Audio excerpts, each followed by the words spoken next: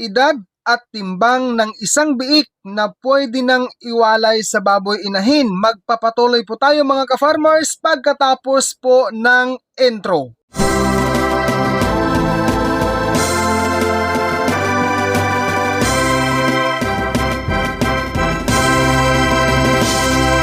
Magandang araw po sa ating lahat mga ka-farmers. Kumusta namong tanan diha? Kumusta pod ang inyong mga alagang kahayupan dyan?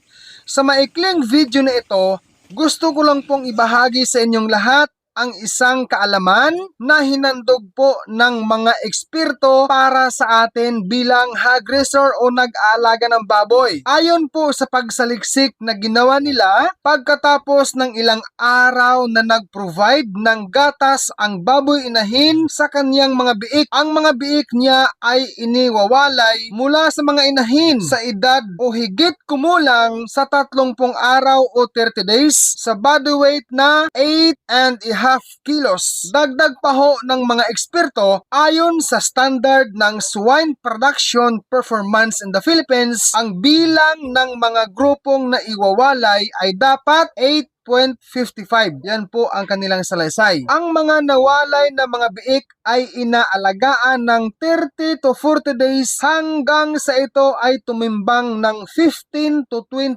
kilos body weight at palakihin bilang grower or finisher na baboy fattening. Mas mabuti kung ang mga biik ay maagang maiwawalay sa baboy inahin para mapabilis din ang pagbalik sa paglalandi ng baboy inahin at lumalaki din ang tsansa na mabuntis ito ng mas maaga o mapaikli ang tinatawag na farrowing interval nito. Yan po mga ka-farmers ang salaysay ng mga eksperto para sa atin. Pero nais ko lang pong linawin ha, idagdag ko lang din po na kung anuman mga ka-farmers ang iyong sariling management dyan sa iyong farm, ituloy mo lang po yan kung sa tingin mo na ang management mo na iyan ang nakasanayan mong ginagawa na nagdulot na ng maraming resulta, no? Nagdulot na ng magandang resulta sa iyong pagiging hog raiser. Ituloy mo yan ka-farmers. Yan lang po ang aking pong dagdag or additional na mensahe. Handog ko po para sa mga beginners at para po sa ating lahat. Mga ka-farmers, sa patuloy pong nagtatanong, Kuya Dodong, paano po namin pakainin ang aming mga biik hanggang sila ay maibinta namin? Nandyan po mga beginners ang link sa description yung pong feeding guide para sa fatteners at sa dumalaga or baboy inahin. Pakicheck na lang po sa description na makakatulong po sa iyo farmers.